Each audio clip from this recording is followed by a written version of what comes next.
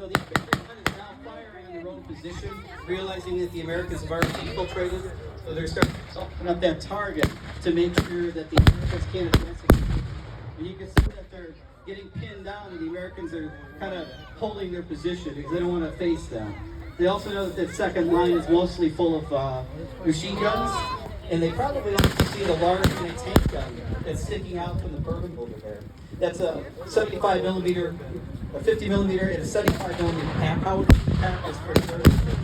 Upguard cannon, paper guns, and they're holding back because they're limited on their shells. Fighting in Normandy, there was not sufficient supplies coming in, and also not sufficient supplies of replacement troops or ammunition, supplies, vehicles, you name it. And the reason is because they invaded Normandy in June 1944. In the middle of June, the Cotentin Peninsula in northern France is actually further north than Quebec City in North America.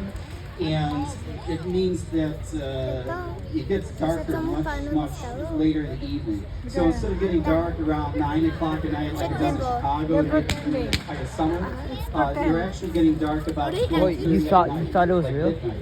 And it gets light again about 3:34 in the morning. They're using fake bullets, but real casings. With being able to move in reinforcements. So they're not shooting the real bullet. They're just shooting like gunpowder. That's it. Oh, here comes the big boy. And they would just shoot up any German columns that they found whatsoever. What you see in the middle of the field, what's called a Hetzer tank destroyer. The Hetzer is a low-profile vehicle. You can see that little clump of trees, or it's not even trees. Abstract.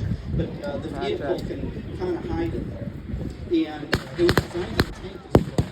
That low-profile helps it hide a lot easier.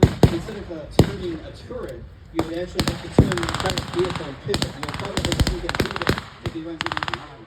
But he has a machine gun on top that you could use for anti-infantry. These some big guns in there. So the 50 millimeter anti-tank gun is now going into play to try to keep those positions, try to keep those Americans out. And the 50 millimeter anti-tank gun was developed to take out heavier and heavier Russian armor and some of the heavier coming from French in 1940. But they found that the T-34 standard comes from me. Russian army was kind of outclassed in their anti-tank gun. So they built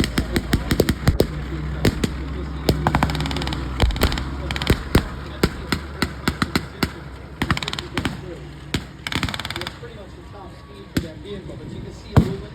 It's actually built on a Chesterfield. He's getting into position because you can see the armor in the background. And now he's fighting on the American army that's advancing to support the infantry. The Americans can shoot all they want at Hetzer, but it has 46 rounds, and it's slow. And the slow armor actually helps deflect the rounds that hit it, and actually add more than 8 inches of armor. This is slow. This is you see moving. This is a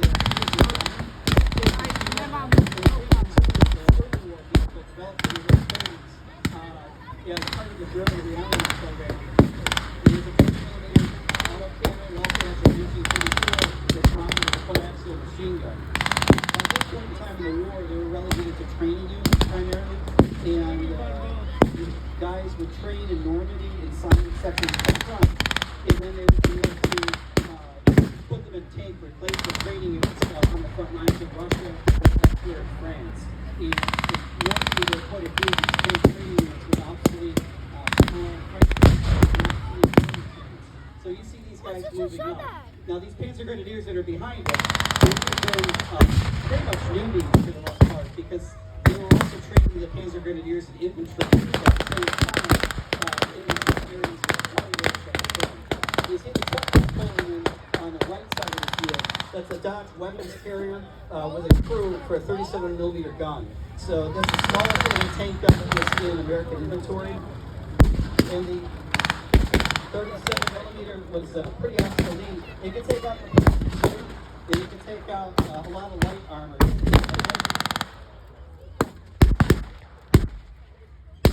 But the 37 could take out the strong